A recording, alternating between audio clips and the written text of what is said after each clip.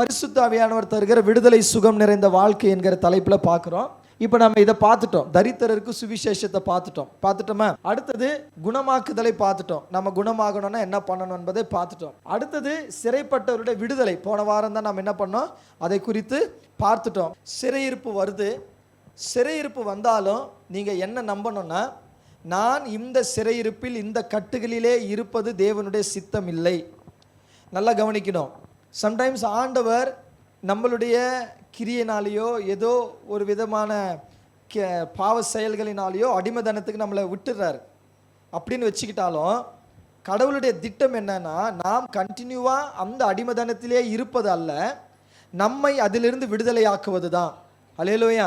இஸ்ரவேல் ஜனங்கள் 400 வருஷம் அடிமைப்பட்டு கிடந்தாலும், அவங்க பெருமூச்சு விடும் பொழுது, அவங்க தவிக்கும் பொழுது, அவங்க முறையிடும் பொழுது, அவங்க உபத்திரவப்படும் பொழுது, அவங்க வேதனைப்படும் பொழுது, உண்மையான ஒரு தகப்பனுக்கு என்ன ஆகும்? மனசு துடிக்கும். அதுதான் அங்கே நடந்துச்சு. இஸ்ரவேல் ஜனம் முறையிட்டு தவித்து வேதனைப்பட்டு உபத்திரவப்படும் பொழுது அதை கர்த்தர் கண்ணோக்கி பார்த்தார். அவர்கள் பெருமூச்சை கேட்டார் என்று வேதம் சொல்லுகிறது. ஹல்லேலூயா. அப்போ நம்மையும் நம்முடைய தேவன் நம்முடைய பெருமூச்சை என்ன பண்ணுறாரு? கேட்டு இருக்கிறார். நம்முடைய வேதனை அறிந்திருக்கிறார். நம்முடைய உபத்திரவத்தை பார்க்கிறார். நம்முடைய முறையிடுதலை கேட்டு இருக்கிறார். நிச்சயம் நம்மை எல்லா விதமான அடிமைதனத்திலிருந்தும் சிறையிருப்பிலிருந்தும் நம்மை விடுவிப்பார். ஹல்லேலூயா, ஹல்லேலூயா. இப்போ அடுத்தது நம்ம என்ன பார்க்க போறோம்னா 19ஆம் வசனம். கர்த்தருடைய அனுக்கிரக வருஷத்தை பிரசித்தப்படுத்தணும். அப்போ கர்த்தருடைய ஆவியானவர் நம்ம மேலே இருந்தால், கர்த்தருடைய அந்த அனுக்கிரக வருஷத்தை நம்முடைய வாழ்க்கையில் கொண்டு போய் சேர்ப்பார். இப்போ இது ரொம்ப முக்கியமான ஒரு தலைப்பு. கடவுள் எல்லாவற்றுக்கும் ஒரு நேரத்தை காலத்தை குறித்து இருக்கிறார் என்பதை எத்தனை பேர் விசுவாசிக்கிறீங்க? அல்லேலூயா. ஆனால் இதை தான் வெளியில் என்ன பண்ணுறாங்கன்னா, நல்ல நேரம், கெட்ட நேரம், ராகு காலம், யமகண்டம் அப்படின்றாங்க. பட் என்னன்னா, எல்லாமே நல்ல நேரம் தான். ஆனால் ஒரு குறிப்பிட்ட நேரம் நம்முடைய அற்புதத்துக்கான நேரம். எதுவுமே கெட்ட நேரம் இல்லை. அதை மட்டும் நீங்கள் மைண்டில் வச்சுக்கணும். இப்போ காணா ஒரு கல்யாணத்தில் திராட்சரசம் குறைவுபடுது. அதனால அங்கே ஆண்டவர் இல்லைன்னு அர்த்தமா? அங்கே ஆண்டவர் இருந்தார், லிசன் பண்ணுறார், பார்க்குறாரு, அங்கே இருக்கிற குறைவுகளை கவனித்து கொண்டு இருக்கிறார். ஒரு குறிப்பிட்ட டைம் வரும் பொழுது அவர் செயல்பட ஆரம்பித்தார். அப்போது விஷயம் என்னன்னா, நமக்கு ஆண்டவர் நம்முடைய வாழ்க்கையில் ஒரு அற்புதத்திற்கு, ஒரு அதிசயத்திற்கு, ஒரு ஆசீர்வாதத்திற்கு ஒரு நாளை குறித்து வைத்திருக்கிறார். எத்தனை பேர் நம்புறீங்க? அதை எத்தனை பேர் விசுவாசிக்கிறீங்க? அப்போ அந்த நாள் தான் எனக்கு அற்புதமா? அப்போ அதுக்கு முன்னாடி வரைக்கும் எனக்கு எதுவுமே நடக்காதானா? இல்லை, அது முன்னாடி வரைக்கும் ஆண்டவர் உங்களோடு இருப்பார்.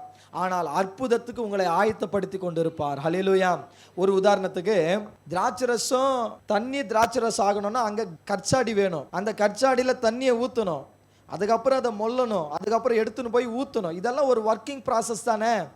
அப்போ கொஞ்சம் அங்கே இதெல்லாம் நடக்கணும். அதுக்காக ஆண்டவர் கொஞ்சம் தாமதிப்பார். அந்த ப்ராசஸ் முடிஞ்சிச்சுன்னா அடுத்தது அற்புதங்கள் தான் நடக்கும். ஹல்லேலூயா. அதே போல தான் இன்னைக்கு என் வாழ்க்கையில் ஆண்டவர் சைலண்டாக இல்லை. எனக்கான நாளை குறித்து இருக்கிறார். அந்த நாளை நோக்கி என்னை கொண்டு போய் கொண்டிருக்கிறார். எனக்கு குறித்ததை, எனக்கு சொன்னதை, எனக்கு வாக்கு பண்ணினதை, என்னோடு உடன்படிக்கை செய்ததை என் வாழ்க்கையில நிறைவேற்றுவதற்காக தேவன் செயல்பட்டு கொண்டிருக்கிறார். ஆண்டவர் மரியாள் இடத்துல, ஸ்திரியே எனக்கு உனக்கு என்ன, நான் செய்யவே மாட்டேன்னு சொன்னாரா? பட் என் டைம் வரல. அப்போ ஆண்டவர் நமக்கு இங்க இருக்கிற யாருக்குமே செய்ய மாட்டேன்னு சொல்லல, டைம் வரலன்னு தான் சொல்லியிருக்கிறாரு. அல்லேலூயா. அப்போ என்னுடைய வாழ்க்கையில ஆண்டவரே எனக்கு சுகம் கொடுங்க, நீங்க கேட்கறதற்கு உடனே ஆண்டவர் சுகம் தரமாட்டேன்னு சொல்லலை. பட் என் டைம் வரல. அப்போ டைம் வரலனா அது வரைக்கும் நான் ஆபத்தில் போய் மாட்டிப்பேனா? இல்லை, அப்பவும் கர்த்தர் கூட இருக்கிறார். டைம் வரலன்னு சொல்லிட்டு கல்யாண வீட்டை விட்டு அவர் கிளம்பி போகலை. கல்யாண வீட்டில் இருந்தார், அந்த பிரச்சனையை கவனித்தார். தீவிரமாகும் போது கர்த்தர் செயல்பட்டார், அங்கே தம்முடைய மகிமையை வெளிப்படுத்தினார். அப்போ இன்னைக்கு உங்கள் வாழ்க்கையில் நான் ஒன்று சொல்கிறேன், கவனிச்சுக்கோங்க. கர்த்தர் உங்கள் லைஃப்பில் இருக்கிறாரு, உங்கள் லைஃப்பை கவனிச்சுட்டு இருக்கிறாரு, உங்கள் வீடை கவனிச்சுட்டு இருக்கிறாரு, உங்கள் ஜெபத்தை கேட்டுட்டு இருக்கிறாரு, உங்கள் வேதனையை பார்த்துட்டு இருக்கிறாரு, உங்கள் உபத்திரவத்தை கவனித்து கொண்டிருக்கிறார். உங்களுக்காக செயல்பட தேவன் ஆயத்தமாக இருக்கிறார். அவர் குறித்த அந்த காலம் வரும் பொழுது ஆவியானவர் கொஞ்சமும் தாமதிக்க மாட்டார். நேராக அந்த அற்புதத்தில் நம்மை கொண்டு போய் நிறுத்துவார். வழுவாதபடி நம்மை காக்கவும், தமது மாசற்ற சன்னிதானத்தில் நம்மை மகிழ்ச்சியோடு கொண்டு போய் நிறுத்தவும் அவர்தான் வல்லவராயிருக்கிறார். அப்போ நமக்கு ஆயத்தப்படுத்தின ஒரு ஸ்தானம் இருக்குதா இல்லையா? அப்போ நமக்கு ஏதோ ஒரு பொசிஷனை தேவன் ஆயத்தப்படுத்தி வைத்திருக்கிறாரா இல்லையா? நமக்கு தேவன் ஏதோ ஒரு ஆசீர்வாதத்தை ஞாபகத்து வைத்திருக்கிறாரா இல்லையா? நமக்கு வீடு இருக்கா இல்லையா? அதை சொல்லுங்க. இருக்கு. ஏன்? அநேகருக்கு கர்த்தர் வீடு வாசல் ஏற்படுத்தி தருகிறவராய் இருக்கிறபடினால அவரை நம்பி இருக்கிற எனக்கும் தேவன் ஒரு வீடு வாசலை ஏற்படுத்தி தரப்போகிறார். என் பிள்ளைகளுக்கு தேவன் ஏற்ற துணையை தருவாரா மாட்டாரா? தருவார். ஏன் தருவார் என்று சொன்னார், மனிதன் தனிமையா இருப்பது நல்லதல்லன்னு யோசிக்கிற ஒரே தெய்வம் அவர் மாத்திரமே. ஹல்லேலூயா. அதற்காக தான் ஏவாளை நியமித்தார், அதற்காக தான் ஆதாமை நியமித்தார். அப்ப இந்த தேவன் என்னுடைய தேவன் என்றால் என்னுடைய பிள்ளைகளுக்கு ஏற்ற துணையை தேவன் கட்டாயம் கொண்டு வருவார். ஹல்லேலூயா. என் பிள்ளைகளை தேவன் நல்ல நிலைக்கு கொண்டு வருவாரா? கொண்டு வருவார். ஏன்னா கர்த்தருடைய வார்த்தை சொல்லுது, உன்னை சகல ஜாதிகளிலும் மேன்மையாய் வைப்பேன். எப்படி ஒரு மனுஷன் மேன்மையாக முடியும்? படிப்பின் மூலமாய், வேலையின் மூலமாய், சம்பாத்தியத்தின் மூலமாய், அவங்க குடும்பத்தினுடைய பொசிஷன் உயர்வதின் மூலமாக தான் அநேகருடைய கண்களில் நீ மேன்மையாக தெரிவாய். அப்ப அநேகருடைய கண்களுக்கு உன்னை மேன்மையாக காட்டணும்னு சொன்னா எதிலெல்லாம் உன்னை உயர்த்தணுமோ அதிலெல்லாம் தேவன் உன்னை நிச்சயம் உயர்த்துவார். ஹல்லேலூயா. அப்போ எனக்கு துளியும் டவுட் இல்லை, எனக்கு துளியும் சந்தேகம் இல்லை. நான் உறுதியாக நம்புகிறேன். நான் எதையெல்லாம் கேட்டேனோ, நான் எதையெல்லாம் விசுவாசிக்கிறேனோ, நான் எதையெல்லாம் ஜெபித்து கொண்டிருக்கிறேனோ அதை எல்லாம் எனக்காக தேவன் ஆயத்தப்படுத்தி வைத்திருக்கிறார். அதை நிச்சயம் என் வாழ்க்கையில் தரப்போகிறார். ஹல்லேலூயா. ஆனால் எப்பொழுது? எனக்கு குறித்த டைம் வரும்பொழுது. அப்போ எனக்கு தேவன் எனக்கும் என் குடும்பத்துக்கு என் வாழ்க்கைக்கு ஒரு குறித்த டைம் வைத்திருக்கிறார். நான் இப்போ நினச்சாலும், எனக்கு 15 வயசுன்னு வச்சுப்போமே, நான் நினச்சாலும் ஓட்டு போட முடியாது. ஆனால் எனக்கு குறித்த டைம்னு வரும் பொழுது எனக்கு அந்த அதிகாரம் ஆட்டோமேட்டிக்காக வந்து சேருது. அதே போல தான் எனக்கான டைம் வரும் பொழுது என் தேவன் எனக்கு ஆயத்தப்படுத்தி இருக்கிற ஆசீர்வாதங்கள் கட்டாயம் வந்து சேரும். இப்போ நான் என்ன நம்புறேன்னா, இப்போ நான் அனுபவிக்கிற தரித்திரம், வறுமை, சாபம், ஒன்றுமில்லாத நிலைமையை பார்த்து இப்படியே இருப்பேனா அப்படின்னு நீங்கள் கன்ஃபார்ம் பண்ணக்கூடாது.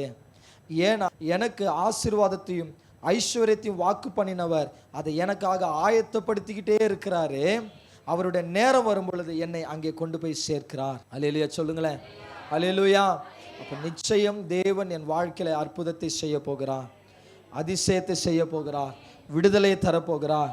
அப்போது கர்த்தருடைய ஆவியானவர் என் மேலே, என் குடும்பத்தின் மேலே இருப்பார் என்று சொன்னால், கடவுள் எனக்கும் என் குடும்பத்துக்கு ஆயத்தப்படுத்தி இருக்கிற அந்த டைமில் அவர் தான் என்னை கொண்டு போய் சேர்க்க முடியும். ஒருத்தன் போய் என்ன பண்ணுறான், இப்போ ஆண்டவர் வந்து உள்ளே உக்காந்து அவருடைய சிங்காசனத்தில் உக்காந்துட்டு இருக்கிறார். ஒருத்தன் போய் என்ன பண்ணுறான், அவருடைய அந்த டோரை தட்டுறான். அப்படின்னா என்னன்றான், ஜெபிக்கிறான், ஜெபிச்சுக்கிட்டே இருக்கிறான். அப்போ கர்த்தர் என்ன பண்ணுறாருன்னா, அவன் ஜெபிக்கிறதெல்லாம் கேட்டுக்கிட்டு அவன் வேணும்னு சொன்னது எல்லாத்தையும் எடுத்து பேக்கில் என்ன பண்ணுறாரு, போட்டுகிட்டே இருக்கிறார். அவன் வேணும்னு சொல்கிறதெல்லாம் எடுத்து என்ன பண்ணுறாரு, பேக்கில் வச்சுக்கிட்டே இருக்கிறார் கொடுக்கறதுக்காக. இப்போ என்ன ஆகுது, டைம் போயிட்டே இருக்குது. ஆனால் பிசாசு வரான். பிசாசு வந்து, டேய் நீ கேட்டியே, அவர் கொடுத்தாரா, உள்ளே என்ன நடக்குதுன்னு இவனுக்கு தெரியுதா, உள்ளே ஆண்டவர் என்ன இவனுக்காக பண்ணுறாருன்னு இவனுக்கு தெரியுதா? உடனே இவன் வந்து சொல்கிறான், நீ இவ்வளோ கத்துனியே, இவ்வளோ கேட்குறியே, இவ்வளோ ஜெபிக்கிறியே, அவர் கொஞ்சமாவது உனக்கு ரெஸ்பான்ஸ் பண்ணாரா?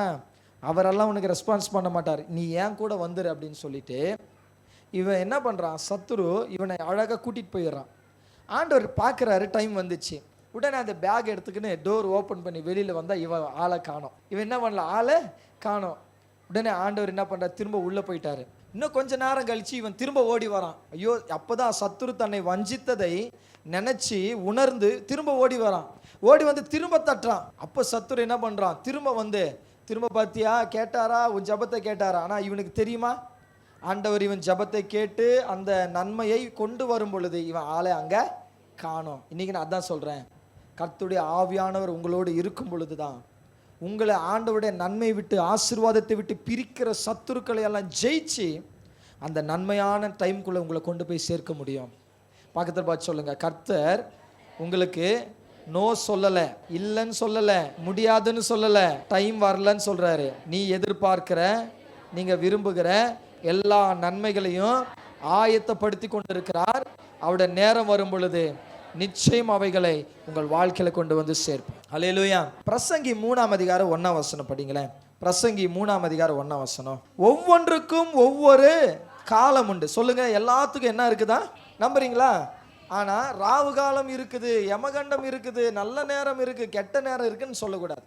இங்க கவனிங்க, கல்யாண வீட்டில் திராட்சை ரசம் இல்லைனாலும் ஆண்டவர் இருந்தார். அதுதான் அற்புதத்துக்கு காரணமாக இருந்துச்சு.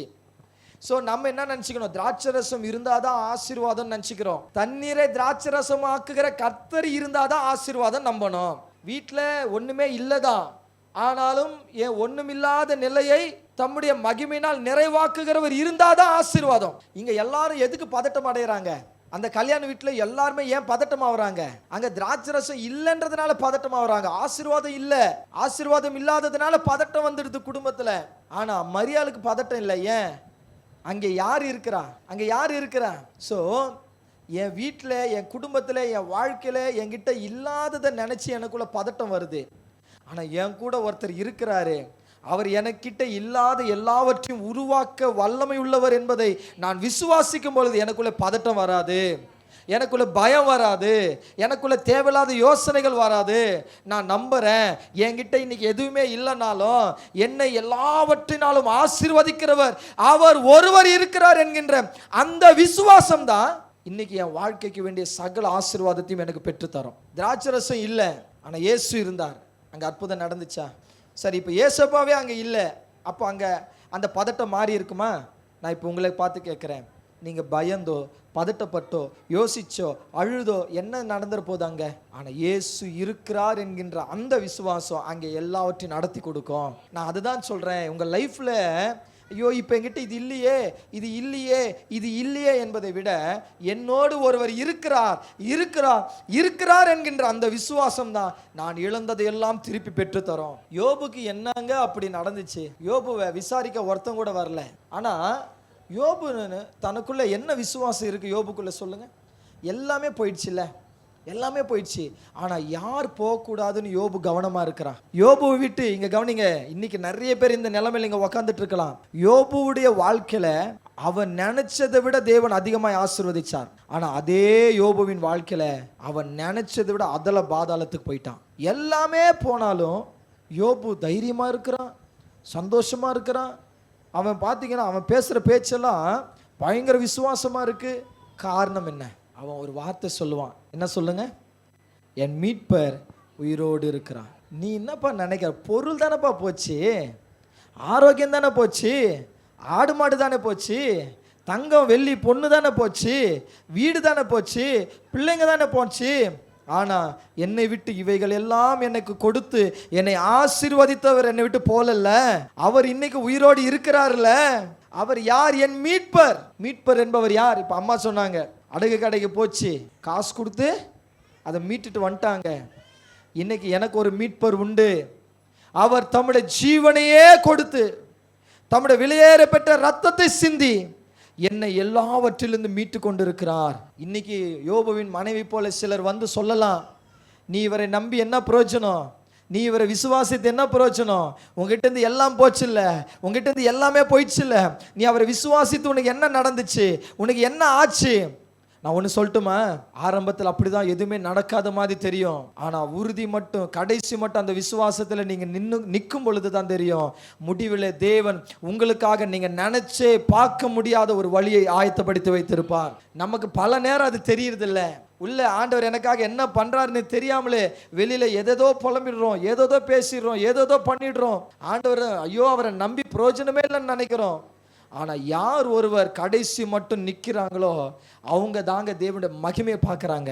அவங்க தான் கர்த்தர் அவங்க வாழ்க்கையில செய்கிற அற்புதத்தை பார்க்குறாங்க. நான் இன்னைக்கு உங்களுக்கு ஒரு ஆலோசனை சொல்கிறேன். நீங்கள் கர்த்தருடைய அற்புதத்தை பார்க்கணுன்னா நீங்கள் முடிவு மட்டும் ஆண்டவரை நம்பி பார்க்கணும். ஹல்லேலூயா, ஹல்லேலூயா. இப்போ இன்னைக்கு உங்கள் வாழ்க்கையில் நான் ஒன்று சொல்கிறேன், நல்லா புரிஞ்சுக்கங்க. எனக்காக தேவன் ஒரு நாளை குறித்து இருக்கிறார். அந்த நாள் வரும் பொழுது நான் நினைத்ததை விட அதிகமாய் கர்த்தர் எனக்காக செயல்படுவார். அப்போ தேவன் பிரசங்கி 3:1 ஒவ்வொன்றுக்கும் என்ன இருக்கு? ஒவ்வொரு காலம் வானத்தின் கீழே இருக்கிற ஒவ்வொரு வானத்துக்கு கீழேன்னா யாரு? நாம தானே வானத்துக்கு கீழே பூமியில் இருக்கிறது நாம தானே. அப்போ இங்கே நமக்கு எல்லாத்துக்குமே ஒரு சமயத்தை தேவன் வைத்திருக்கிறார். ஒரு பிள்ளை 7 மாசத்துல பிறந்தா அது என்ன பிரசவம் சொல்றோம்? இதே ஒரு பிள்ளை 5 மாசத்துல பிறந்தா அது பிழைக்குமா? ஆனா இதே பிள்ளை 10 மாசம் கரெக்டா உருவாகி பிறக்குது. அது எப்படி இருக்கும்? கர்த்தர் தாமதிக்கிறதற்கு நோக்கம். ஆனா உங்களுக்குள்ள வயிற்றுல பிள்ளை இருக்கும்போது எப்படி இருக்குமோ ஏது இருக்குமோ, இப்படி பார்க்கணும் அப்படி பார்க்கணும், இப்படி இருக்குமோ அப்படி இருக்குமோ, பேர் வைப்போம், எல்லாமே பண்ணுவோம். உங்கள் வேலை என்ன தெரியுமா? உள்ளே இருக்கிற பிள்ளைய எந்த டேமேஜ் இல்லாமல் பார்த்துக்கிற வேலை தான். அதை பிரசவிக்க பண்ணி உங்கள் கையில் கொடுக்கறது கர்த்தருடைய வேலை. அதே போல தான் உங்கள் வேலை என்னன்னா, உங்களுக்காக தேவன் ஆயத்தப்படுத்தியிருக்கிற ஆசீர்வாதம் உங்களை வந்து சேர்ற வரைக்கும் விசுவாசம் என்கிற அந்த பிள்ளைய சேதமில்லாமல் பார்த்துக்கிற வேலை தான் உங்கள் வேலை. அந்த விசுவாசத்துக்கான பலன் அது முடிவடையும் பொழுது ஆசீர்வாதமாய் உங்கள் கரத்தில் வந்து சேரும். அதுக்கு நீங்கள் ஒரு பிரயாசப்பட வேண்டியது இல்லை. அல்லேலூயா. 10 மாதம் கழிச்சு 11 மாதம் வரைக்கும் உள்ள ஒரு பிள்ளை இருந்துச்சுன்னு யாராவது சொல்ல முடியுமா? 12 மாதம் இருந்துச்சுன்னு சொல்ல முடியுமா? அந்த நேரம் வந்து அந்த பிள்ளை பிறந்தே ஆகணும். தேவன் ஞாமித்த அந்த நாள் வரும் பொழுது எந்த ஆசீர்வாதமும் தடை இல்லாமல் தாமதம் இல்லாமல் உங்கள் வந்து சேர்ந்தே தீரும். கண்டிப்பாக சேர்ந்தே தீரும். ஏன்னா எல்லாவற்றுக்கும் பூமியில் வாழ்கிற நம்முடைய வாழ்க்கைக்கெல்லாம் இந்த வார்த்தை கேட்கும் பொழுது எனக்குள்ள பயங்கர ஒரு விசுவாசம் வருது. என்ன ஆண்டவரே, பூமியில் வாழ்கிற எனக்கு எல்லாவற்றுக்கும் ஒரு சமயத்தை குறித்து வைத்திருக்கிறேன், ஒரு எல்லா காரியத்திற்கும் ஒரு நாளை குறித்து வைத்திருக்கிறேன். நான் தான் என்னென்னவோ பதட்டப்பட்டு பயந்துக்கின்னு அவிசுவாசப்பட்டு சந்தேகப்பட்டு அழுதுகின்னு புலம்பிக்கின்னு இருக்கிறேன். என் நாளை நான் விசுவாசத்தோடு கடக்க போகிறேன். இன்னைக்கு இப்படியே இருந்தாலும் நாளைக்கு இப்படி இருந்தாலும் ஒரு நாள் நிச்சயம் நான் தேவன் ஞாமித்த நாளை சந்தித்தே தீர போகிறேன். அந்த நாள் என் வாழ்க்கையில சகலத்தையும் தேவன் மாற்ற போகிறார். யோபுக்குள்ள இருந்த விசுவாசம் தான் என் மீட்பர் உயிரோடு இருக்கிறார் என்ற விசுவாசம். அப்ப அவன் என்ன நம்புறான்? என்னை விட்டு சகலமும் போனாலும் என் மீட்பர் என் கூட தானே இருக்கிறாரு. கடைசியில் என்ன நடந்துச்சு? யோபுவின் சிறையிருப்பை கர்த்தர் திருப்பி அவன் இழந்ததை எல்லாவற்றையும் தேவன் கொடுக்க வைத்தார். யோபு எப்படி பணக்காரன் ஆனாருன்னு நான் என்ன பண்ண உட்காந்து யோசித்தேன். நான் ஆண்டவர்கிட்ட கேட்டேன், ஆண்டவரே உடம்பெல்லாம் வியாதி, சரிங்களா, உடம்பெல்லாம் வியாதி. ஆனால் இப்போ யோபு திடீர்னு பார்த்தா யோபுவின் முன்னிலைமை விட பின்னிலைமை அதிக ஆசீர்வாதமாக இருந்துச்சுன்னு எப்படி நடந்திருக்கும்? முதல்ல அவன் சிறையிருப்பு மாறுது. சிறையிருப்பு மாறுதுன்னா முதல்ல அவன் உடம்புல இருக்கிற ஆரோக்கியம் ஆண்டவர் திருப்பி கொடுக்குறாரு. கொடுத்தாலும் யோபுக்கு வயசு ஆயிட்டு இருக்கும்ல, ஏன்னா ஏற்கனவே 10 பிள்ளைங்க. அப்போ அந்த 10 பிள்ளைங்களுக்கு பிள்ளைங்க பிறந்து தாத்தா பாட்டி ஆயிட்டார்ல இவர். இந்த வயசில் அவர் போய் எப்படி உழைச்சி, அப்படி கடினமாக உழைச்சா கூட முன்னாடி இருந்த ஆடு மாடு எருமாடு கழுத அவைகளை விட எப்படி அதிகமாக சம்பாதிச்சிருக்க முடியும் இப்போ இருக்கிற கொஞ்சம் அந்த பலத்தை வச்சு. அப்போ ஆண்டவர் எனக்கு அந்த யோபு புஸ்தகத்தை திரும்ப படிக்க வச்சார். படிக்க வைக்கும்போது யோபு கஷ்டப்படுறான்னு முன்னாடி கேள்விப்பட்டு வந்து பார்க்காத யாரும் இப்போ வர ஆரம்பிக்கிறாங்க அவனை பார்க்க. வர்றவங்க என்ன பண்ணாங்கன்னா சும்மா இல்லை, ஒரு வெள்ளியையும் தங்கத்தையும் குத்துட்டு போகிறாங்க. எல்லாரும் என்ன பண்ணுறாங்க, ஒரு தங்கத்தையும் வெள்ளியையும் கொடுத்துட்டு அவனை விசாரிக்க வந்து, ஐயோ யோபுவே நீ எப்படிப்பட்ட நிலையில் இருந்தீங்க, இப்படி ஆயிட்டீங்களேன்னு சொல்லி எல்லாரும் இதை வச்சுக்கோ. எப்படி இப்போ ஹாஸ்பிட்டலில் ஒருத்தர் பேஷண்ட் படுத்து கிடக்கிறாங்கன்னா நம்ம பார்க்குறதுக்கு போவோம், சும்மா வரமாட்டோம். இந்த வச்சுக்கோ ஒரு 500 ரூபா தான் இருக்குது, வச்சுக்கோ ஒரு 1000 ரூபா தான். இதுவே 100 பேர் வந்து பார்க்குறாங்கன்னா என்ன ஆகிடுது? அந்த ஹாஸ்பிட்டல் ஃபீஸ் இவங்க கட்ட வேண்டியதே இல்லை, இதை எத்தே கொடுத்துடலாம். இல்லை, கரெக்டாக இல்லைங்களா? கல்யாணத்துக்கு மொய்யின்று ஒன்று ஏன் வைக்கிறாங்க? நம்ம கிட்டேருந்து 1 லட்சம் போச்சுன்னா இப்படி ஒரு 50,000 வரோன்றதுனால தான். கரெக்டாக நம்ம செஞ்சிட்டோம், நமக்கு செய்வாங்க. நகை போட்டால் நமக்கு அது வந்தே தீரணும். அப்போது செய்யலன்னு வைங்களேன், வாய் விட்டே கேட்டுருவாங்க, நான் உனக்கு செஞ்சேன் எனக்கு செஞ்சியா. அப்போ நல்லா கவனிங்க. ஆனால் யோபு எவ்வளோ பேருக்கு என்ன செஞ்சு வச்சான்னு தெரில. இப்போ யோபுக்கு செய்கிறதுக்கு வராங்க எல்லாருமே வந்து, எல்லாருமே யோபு நிலம் இப்படி ஆயிடுச்சுன்னு கொடுத்துட்டு போனாங்க பாருங்க. இதுலேயே யோபு முன்னாடி 100 கோடி வச்சுருந்தான், இப்போ 200 கோடிக்கு அதிபதி ஆகிட்டான். பேச்சுக்கு சொல்கிறேன். இப்போ யோபு அந்த காசை போய் கொடுத்து ஆடை வாங்குறான், மாடு வாங்குறான், கழுதை வாங்குறான், ஒட்டகம் வாங்குறான். எப்படி வாங்குறான்னா முன்னாடி 1000 இப்போ 2000 வாங்குறான். முன்னாடி 1000 எருமாடுன்னா இப்போ 2000 எருமாடு வாங்குறான். முன்னாடி ஒரு வீடுனா இப்போ 10 வீடு கட்டுறான். ஆனாலும் அவங்ககிட்ட இருக்கிற ஐஸ்வர்யம் குறையல. அப்போ எவ்வளோ பேர் அவனை வந்து பார்த்து விசாரிச்சுட்டு காசு கொடுத்துட்டு போயிருப்பாங்க பாருங்களேன். உழைக்காமலே பார்க்க வந்த ஜனங்களை வச்சே பணக்காரனான ஒரே கேரக்டர் யோபு தான் போல. கடவுளுக்கு தெரியும் இதுக்கு மேலே இந்த வயசில் நீ போய் எப்படி உழைப்ப, எப்படி நீ இழந்ததெல்லாம் சம்பாதிக்க முடியும். யோபு, நான் ஒரு பெட்டர் பிளான் வச்சுருக்கிறேன், நீ பாட்டு கம்முன்னு வகாரு. உன்னை அநேகர் பார்க்க வருவாங்க, அவங்க மனசெல்லாம் ஏவுவேன். நமக்கு எப்படியெல்லாம் பார்த்தாரு செஞ்சாருன்னு அப்படியே ஒரு எமோஷனை தூண்டி விடுவேன். அப்போ வருவாங்க பாரு அச்சிக்கின்னு வெட்டுக்கிளி மாதிரி. அப்பாயின்மெண்ட் போட்டு உன்னை பார்க்குற நிலமை வரும். பார்த்துட்டு போகிறோம், சும்மா போல கையில் கருதெல்லாம் கொடுத்துட்டு போகிறான். பார்த்தா யோபு தன் முன்னிலைமை விட பின்னிலைமை கர்த்தர் அதிகமாய் ஆசீர்வதித்தார். வேதம் இது ஜனங்களுடைய ஆசீர்வாதம் சொல்லலை, கர்த்தர் ஆசீர்வதித்தாருன்னு தான் இருக்கு. இப்போ கடவுளுக்கு ஒரு பெட்டர் பிளான் வச்சிருக்கிறாருல்ல. எப்படி ஒருத்தனை உயர்த்தணும் கடவுளுக்கு தெரியும். அங்கே ஈசாக்கு விதைக்கிறான் 100 மடங்கு பலன், இங்கே யோபு உக்காந்துக்கிறான் முன்னிலைமை விட அதிகமான ஐஸ்வர்யம். கடவுளுக்கு தெரியும் உங்கள் லைஃப்பை எப்படி உயர்த்தணும்னு. நீங்கள் செய்ய வேண்டியதெல்லாம் அவர் டைம் வர மட்டும் அவர் கரத்தில் அமைதியாக இருந்தால் போதும். ஏற்ற காலம் வரும் பொழுது அவர் தம்முடைய கரத்தில் அடங்கி இருக்கிறவர்களை உயர்த்த ஆரம்பிக்கிறார். ஹல்லேலூயா. நான் சொல்கிறேன், ஈசாக்கு விதைச்சாதான் ஆசீர்வாதம், இங்கே யோபு உக்காந்துருந்தாலும் ஆசீர்வாதம். ரெண்டுத்துக்கு நடுவில் என்ன நடக்குதுன்னா ஒரே விஷயம்தான், ஜீவனுள்ள தேவன் மேல் கொண்ட விசுவாசம் தான் அங்கே விஷயம். ஹல்லேலூயா. அப்போ உங்களுக்கு நான் சொல்கிறேன், உங்களுக்கான டைம், உங்களுக்கான நேரம், உங்களுக்கான சமயத்தை தேவன் குறித்து வைத்திருக்கிறார். அவர் கரத்தில் நீங்கள் அடங்கியிருந்தால் போதும். அந்த நேரம் யார் தடுத்தாலும், யார் உங்கள் முன்னேற்றத்தை தடுத்தாலும், யார் நீங்கள் வளரக்கூடாதுன்னு நினைச்சாலும், யார் உங்களுடைய ஆசீர்வாதத்தை திருடினாலும், சகலத்தை மாற்றி உங்களை பழுகி பெருகி தேவன் உங்களை மேன்மைப்படுத்துவதை யாராலும் தடுக்கவே முடியாது. இன்னைக்கு எனக்கு விரோதமான பிளான்ஸ், எனக்கு விரோதமான மனுஷர்கள் எதை குறித்து நான் யோசிக்க கூட வேண்டான்னு நினைக்கிறேன். அதை பற்றியே வேணான்னு சொல்கிறேன். எதுவுமே வேணாம். ஏன்னா இவனுங்க என்ன நினைச்சாலும் என்னை உயர்த்துவதை தடுக்க முடிய போறதில்ல. ஈசாக்கு விதைக்கிறான், அவன் போய் கிணறு வெட்டுறான். வெட்டின கிணற பறிச்சுன்னு போயிட்டாங்க. அதனால ஐயோ இன்னொரு முறை கிணறு வெட்டினாலும் என்னை விட்டு போயிடுமோன்னு நினச்சி ஈசாக்கு வெட்டாமல் போயிட்டானா. இன்னொரு முறை வெட்டுறான், அந்த கிணறு என்ன பண்ணிட்டாங்க, அபகரிச்சிட்டாங்க. ஆனால் 3வது முறை கிணறு வெட்டுறான், அதை குறித்து யார் என்ன பண்ணலை, வாக்குவாதம் பண்ணலை. அப்போதான் ஈசாக்கு சொல்கிறான், இந்த இடத்துக்கு ரெகோபோத் என்று பெயரிட்டு தேசத்திலே பழுகும்படி தேவன் எனக்கு ஒரு இடத்தை உண்டாக்கினான். நான் எல்லா இடத்துல துரத்தப்படலாம், ஆனால் எனக்கான இடத்துக்கு நான் வரும் பொழுது ஒருவனும் என்னை துரத்த முடியாது. நான் அங்கே பழுகி பெருகதான் செய்வேன். இந்த இடத்தை விட்டு என்னை துரத்தின இன்னொரு இடம் போவேன். ஆனால் தேவன் எனக்கு ஆயத்தப்படுத்தின அந்த இடத்துல நான் நிற்கும் பொழுது ஒருவனும் என்னை துரத்த முடியாது. நிச்சயம் கர்த்தர் அந்த இடத்துல என்னை உயர்த்த ஆரம்பிப்பார். எல்லாரும் விதைப்பானுங்க, அங்கே முளைக்காது. ஆனால் நான் விதைப்பேன், கர்த்தர் 100 மடங்கு என்னை ஆசீர்வதிப்பார். காரணம், அவருடைய திட்டத்தில் நான் இருக்கிறேன், அவருடைய சித்தத்தில் நான் இருக்கிறேன், அவருடைய பிளான்ல நான் இருக்கிறேன்.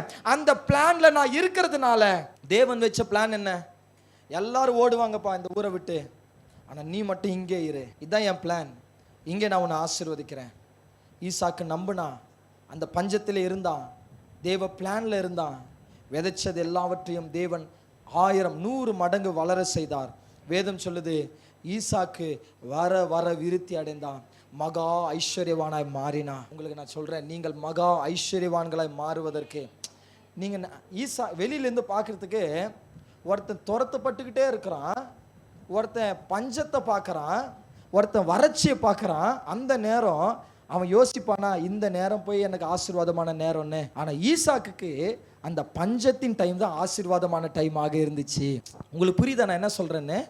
ஐயோ என்கிட்ட ஒன்றும் இல்லை, நான் இப்படியே தான் இருக்க போகிறேன், கஷ்டம் மேலே கஷ்டம்தான். இல்லை, அது இன்னொருத்தன் சொல்லட்டும், ஆண்டவரை அறியாதவன் சொல்லட்டும், ஆண்டவரை விசுவாசிக்காதவன் சொல்லட்டும். ஆனால் நீங்கள் அப்படி சொல்லக்கூடாது.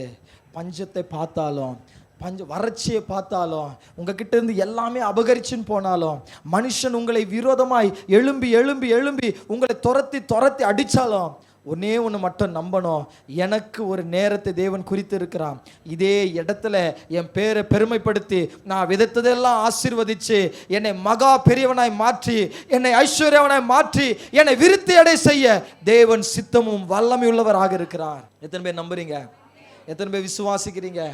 உண்மை சொல்கிறேங்க, உண்மை. பஞ்சம் வந்தாலும் பரவாயில்ல, துரத்தினாலும் பரவாயில்ல, எல்லாத்தையும் அபகரிச்சாலும் பரவாயில்ல, எனக்காக அதே பஞ்சத்தின் மத்தியில் ஒரு பிளானை தேவன் வைத்திருக்கிறார். அது என்னன்னா, நான் விதைப்பது எல்லாம் ஆசீர்வதிப்பதே அந்த பிளான். ஈசாக்கு எப்படி அங்கே ஐஸ்வர்யான மாறி இருப்பான்? ஏன்னா ஈசாக்கு ஏதோ ஒன்று விதைச்சிருக்கிறான். யாருடைய நிலத்தில் என்ன இல்லை. இப்போது விலைவாசி எப்போ ஏறும் சொல்லுங்கள்? வெங்காயம் விலை 100 ரூபாய் ஆச்சு. ஏன் ஏறிச்சு சொல்லுங்கள்? விளைச்சல் கம்மியாச்சு, வரத்து கம்மியாச்சு. ஸோ இங்கே அதிகமான வெங்காயம் இல்லை, ஆனால் வாங்குறவங்க நிறைய பேர்.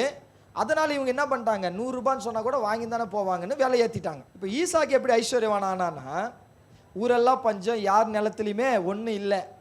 ஆனால் நம்ம சரிதமா நிலம் மாதிரி 60 மூட்டை நினைப்பாங்க, 90 மூட்டை வரன்ற மாதிரி. கவனிக்கிறீங்களா? இவன் நிலத்தில் விதைச்சது எல்லாத்தையும் 100 மடங்கு வளர வச்சார்.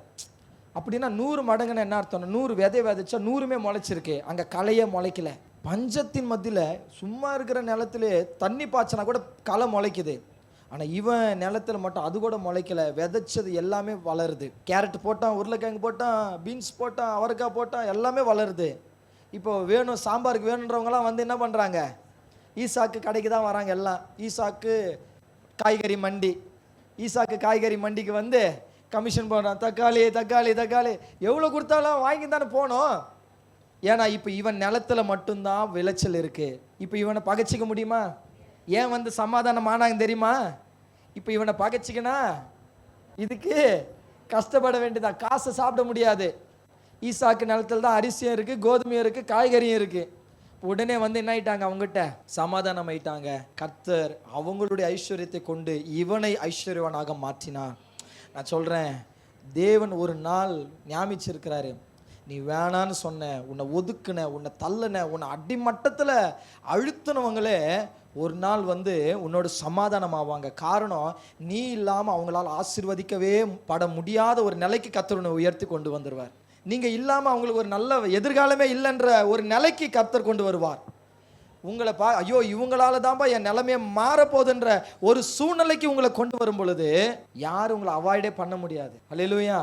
யாராவது உங்களை அவாய்ட் பண்ண முடியுமா? இதுதான் தேவன் உங்களுக்காக ஆயத்தப்படுத்தி இருக்கிற டைம். அல்லேலூயா. பிரசங்கி 7ஆம் அதிகாரம் 14 வசனம். அப்போ எல்லாவற்றுக்கும் தேவன் ஒரு காலத்தை குறித்து இருக்கிறான். சந்தோஷமா இருங்கன்ற, தைரியமா இருங்க, எனக்கான டைம் வந்திருக்குதுன்னு சொல்லுங்க. இந்த பிரசங்கத்தை ஆண்டவர் இப்போ எடுக்க வைக்கிறாருன்னா என்ன காரணம்? இதுதான் உங்களுக்கான டைம், அனுகிரக வருஷம். தேவன் இந்த நாளிலிருந்து அனுகிரக வருஷத்தை ஸ்டார்ட் பண்றாரு. ஹல்லேலூயா. உன் பிள்ளைகள் மேல் அந்த அனுகிரக வருஷத்தை தேவன் கட்டவிழ்க்கிறார். ஹல்லேலூயா. உன் வாழ்க்கை மேல் அந்த அனுகிரகம் பெருகுகிறது. நீ பெருக போகிற நாட்கள் வந்திருக்கிறது. நீ எடுத்த காரியங்கள் முடிக்க போகிற நாட்கள் வந்திருக்கிறது. நீ நினைக்கிற காரியங்களை செய்ய போகிற நாட்கள் வந்திருக்கிறது. நிறைய விஷயத்தை செய்யணும்னு நினைக்கிறீங்க, இனிமேல் செய்யுங்க. தேவன் அதை வாய்க்க பண்ண போகிறான். சில விஷயங்களை எடுத்து செய்யலாமா அப்படின்னு யோசிக்கிறீங்க, தாராளமா எடுத்து செய்யுங்க. கர்த்தர் அதை ஆசீர்வதிக்க போகிறார். ஏற்கனவே செய்கிற காரியங்களை தேவன் ஆசீர்வதிக்க போகிறார். ஏன்னா இந்த நாளிலிருந்து உங்களுக்கான அனுகிரக வருஷத்தை தேவன் ஆயத்தப்படுத்துகிறான்.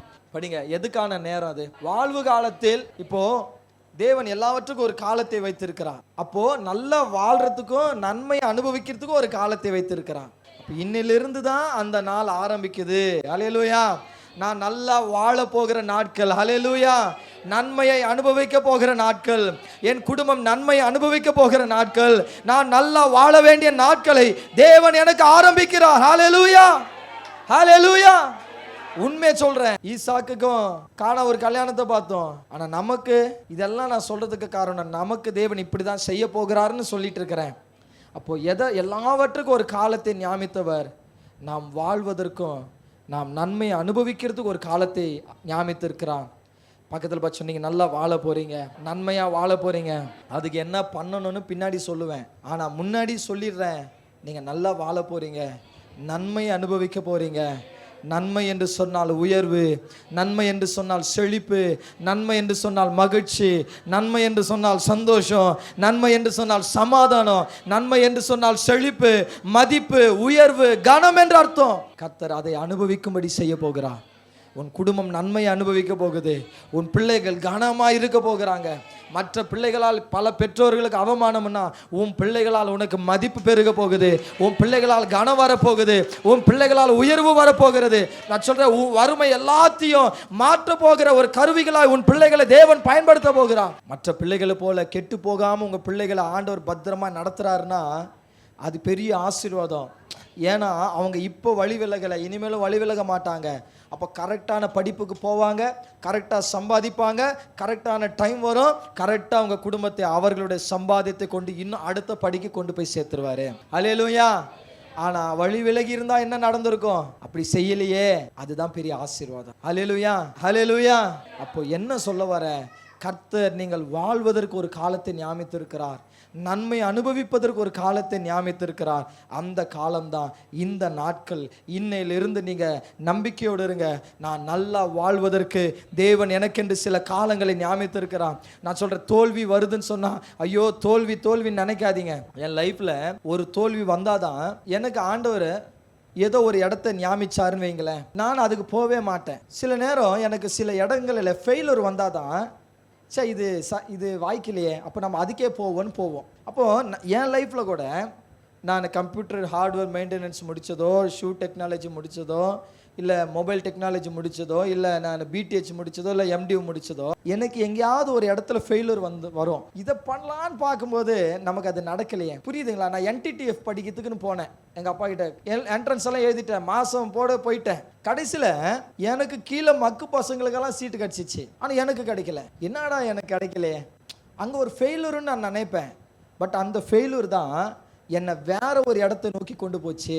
ஸோ அந்த இடத்துக்கு நான் போனதுனால தான் பைபிள் காலேஜ் படித்தேன், ஷூ டிசைனிங் முடித்தேன். வேலை கிடச்சி நான் வீட்டுக்கு வரும்போது தான் ஒரு பாஸ்டர் வந்து வீட்டாண்ட நிற்கிறாரு. நான் டிசைனராக எனக்கு ஏரோ ஷூஸில் வேலை கிடைக்கிது, நான் வாங்கிட்டு நேராக வீட்டுக்கு வரேன். பாஸ்டர் வந்து நிற்கிறாரு. நான் அப்படியே எங்கள் வீட்டில் யாருக்கும் சொல்லவே இல்லை, வேலை கிடச்சி சொல்கிறேன். ஸோ அந்த பாஸ்டர் சொல்கிற, பைபிள் காலேஜ் படிக்கணும், ஆளுங்களை இது பண்ணுறோம், நீ படிக்கிறியான்னு. அவரை பார்த்தே பல வருஷம் இருக்குது. ஆனால் கரெக்டாக நான் மைண்டில் யோசிக்கிறேன், ஐயோ ஆண்டவர் அழைப்பை விட்டுட்டு போகிறோமோ, இது வேலைக்கு போயிட்டோம்னா நல்ல சம்பளம் தான், ஆனால் நம்ம போயிட்டோம்னா ஊழியம் பண்ணாமல் போயிடுவோமோ, ஒரு தாகம். பஸ் ஸ்டாண்டெல்லாம் அப்படியே யோசிச்சுனே சுற்றுறேன், வீட்டுக்கு போகல சீக்கிரமாக. அப்புறம் ஏதோ ஒரு மனசில் சார் வீட்டுக்கு போவோன்னு கிளம்பி வரும்போது அவர் எங்கள் வீட்டுக்கு வெளியில் நின்று எங்கள் வீடு எங்கன்னு தேடி நிற்கிறார், மறந்துட்டுக்கிறார். அப்புறம் நாம் ஐயா சோத்துறோம், எங்கே இங்கே வந்துக்கிறீங்க, எவ்வளோ நாளாச்சு உங்களை பார்த்து. பாப்பா உன்னை பார்க்க தான் வந்தேன், காலையில் நான் ஜபம் பண்ணேன், ஆண்டவர் முகத்தை காட்டினாரு, உன் வீடு தெரியல, ஆனாலும் இந்த ஊர் தெரிஞ்சு நான் வந்துட்டேன் நேராக. என்ன ஐயா பைபிள் காலேஜ்? அடுத்த நாளே வீட்டில் யாருக்கும் சொல்ல, அடுத்த நாளே கிளம்பி அவர் கூட போனேன். ஒரு இடத்துல ஒரு ஃபெயிலியர் நடந்ததுனால தான் நான் வேற ஒரு ஃபீல்டு தேடி போனேன். நான் வேற ஒரு ஃபீல்டை தேடி போயிட்டு வேலை கிடச்சிட்டு வந்தாலும் என் மனசில் ஐயோ கடவுளோட ஊழியத்தை விட்டுட்டுமோ அப்படி நான் வீட்டுக்கு வரும்போது தான் பைபிள் காலேஜ் பற்றி கரெக்டாக அன்றைக்கி வந்து சொல்கிறார். அடுத்த நாள் வந்து தான் நான் வேலைக்கு போயிட்டுருப்பேன். ஆனால் அன்றைக்கே வர்றாரு. கடவுள் தாமதிக்கலை பாருங்கள், கடவுள் டைம் பாருங்களேன். அன்றைக்கே நான் வாங்கி வீட்டுக்கு வரும்போது வாசல் அண்ணன் நிற்கிறாரு. அப்படியே பேக்கில் வச்சுட்டு நான் அடுத்த நாளே அவர் கூட யாருக்கு எதுவும் சொல்லாமல் கிளம்பி போகிறேன். அங்கே போனால் ஃபீஸுன்னு போது அங்கே பிரின்ஸிபல் சொல்கிறாரு, நாங்கள் உனக்கு சப்போர்ட் பண்ணுறோம், நீ படி. அந்த டைமு ஏன்னா அன்றைக்கி ஒரு எக்ஸாம் நடக்குது, என்ட்ரன்ஸ் எக்ஸாமு. அதில் பாஸ் பண்ணுறவங்களுக்கு ஆஸ்திரேலியாவிலேருந்து ஸ்காலர்ஷிப் வரும், அதை வச்சு நான் உன்னை படிக்க வச்சிடுறேன்னாரு. அன்றைக்கே அடுத்த நாள் போயிருந்தா கூட அது கிடச்சிருக்காது. டைம் பாருங்கள், நம்ம நினைக்கிறோம் எல்லாம் அவசரம், ஆண்டவர் இன்னும் நீங்கள் எல்லாம் லேட் பண்ணுறீங்க. எங்கெங்க லேட் பண்ணுறாரு? அவர் கரெக்டான டைமில் தான் நமக்கான நன்மை தேவன் வெளிப்படுத்துகிறான். அதை முடித்ததுனால தான் இன்றைக்கி இங்கே வந்து உங்கள் முன்னாடி நின்று உங்களை நடத்துவதற்கு தேவன் ஒரு ஊழியக்காரனை வச்சுருக்கிறேன். இல்லைன்னா இந்த சபையும் இல்லை, நீங்களும் இல்லை, உங்களை நடத்துறதுக்கு நானும் இல்லை. நான் ஒரு கம்பெனிக்கு போயிருப்பேன், உங்களெல்லாம் அங்கே பார்த்து சோத்திர சிஸ்டர் எங்கள் சர்ச்சுக்கு வரல, பாஸ்டர் கேட்டாருன்னு சொல்லியிருந்திருப்பேன். ஆனால் இன்னைக்கு உங்களை நடத்துறதுக்கு தேவன் ஒரு ஆவிக்குரிய தகப்பனாக வச்சிருக்கிறாருன்னா அந்த குறிப்பிட்ட டைம், அந்த டைமை நம்புகிறேன். ஆண்டவரே எனக்கான நேரத்தை நீர் ஆயத்தப்படுத்தி வைத்திருக்கிறேன்.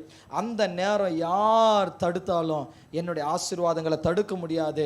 தேவன் அதில் என்னை கொண்டு வந்து நிறுத்துவார். அப்போ என் வாழ்க்கைக்கு நான் வாழ்வதற்கு ஒரு நேரத்தை வைத்திருக்கிறார், நான் நன்மையை அனுபவிப்பதற்கு ஒரு நேரத்தை வைத்திருக்கிறார்.